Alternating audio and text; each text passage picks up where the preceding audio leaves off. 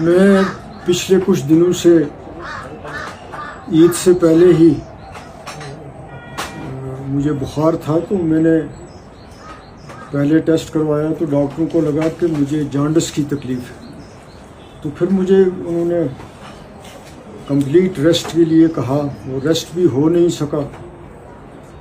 तो उन्होंने कहा कि नहीं, अगर ये हो तो ये बढ़े तो फिर आपको 2-3 हफ्ते रेस्ट करना पड़ेगा। तो उसकी वो मेडिसिन ले ली, कोई ख़ास फ़र्क नहीं आया। फिर टेस्ट करवाया तो वो जॉन्डिस नहीं निकला, वायरल फीवर था।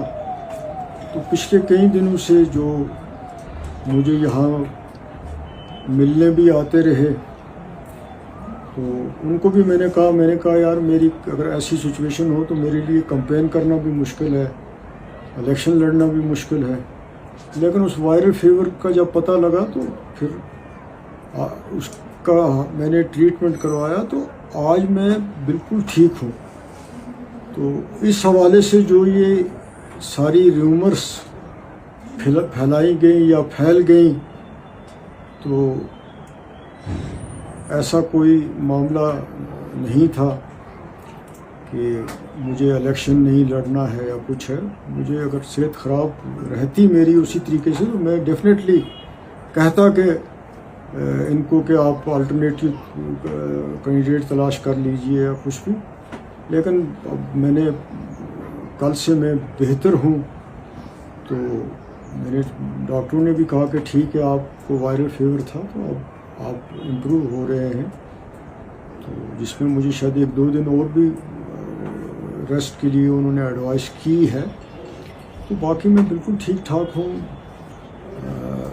इलेक्शन तो मेरा ऑलरेडी डिक्लेयर है, तो अब मेरी सेहत भी ठीक है, तो मैं लड़ूंगा। अब ये आजकल का ज़माना ऐसा है कि कोई भी ख़बर कहीं से भी निकलती है तो फिर वो बहुत ज़्यादा दूर तक फैल जाती है, फिर तो ये चीज़ें ज़रूरत से ज़्यादा बढ़ जाती हैं।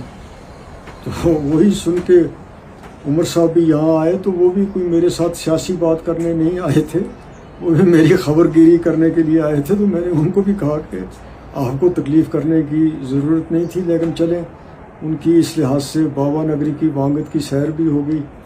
तो यही सारा मामला था, कुछ और इसको कोई ज़्यादा सीरियसली लेने की या बढ़ावा देने की कोई ज़रूरत नहीं है, ना मैं इसको देना ज़रूरी समझता हूँ।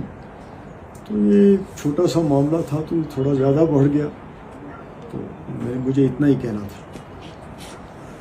ठीक है, ठीक है, बिल्कुल।